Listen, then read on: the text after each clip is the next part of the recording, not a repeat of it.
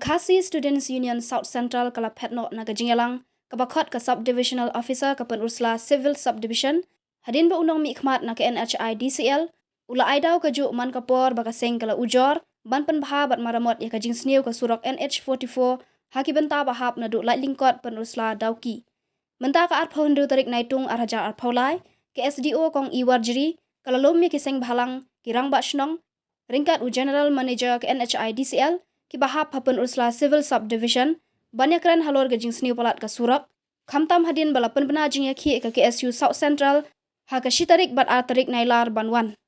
u President ka KSU uba Innocent Kongstia ulong ba kaseng ka sengongya ban sengap ya ka Iaid jong UGM ka NHI DCL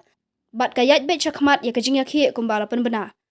ha ka wei kaliang UGM ka NHI DCL u Ashish Sukla ulong ba ya ka package for ladap khot tanda ban maramot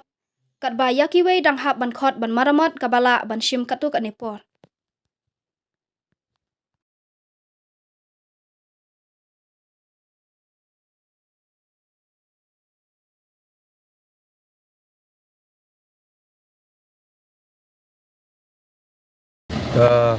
Lekong ka jingkot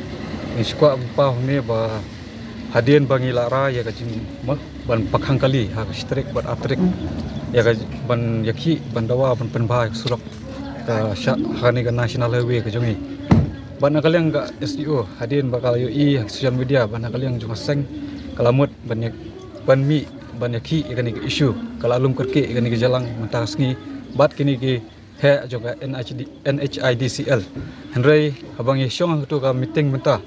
yesngo bau ai ya kaju ke excuse malaka por bakaseng kala ujor seu nadu snem arjar arpuwei ba las hadu khanyu trik menta snem arjar arfly nakaliang ka HDCL kaju hi kasur ka ai ya ka excuse jongka ba kipenmi shibun kidaw dai nakaliang kaseng sisin bakal hang obar kasukar chaka kade ban penbhai kini Surok boro kade ban bakle kini boro tena kaliang keseng highway day ka jing penbena ka jungi ka tu ka Jingiakhih ngini ai batch khmat ha strik bar atrik kublesh in some stretches we have carried out maintenance work like from Milliam to that road leading to Cherrapunji. That part was got repaired and beyond that except few stretches the road condition is okay in most of the stretches. These few stretches we will take up maintenance work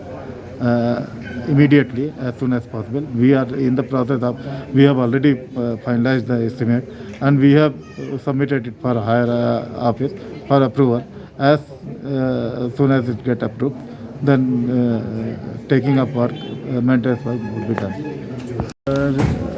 People have expressed their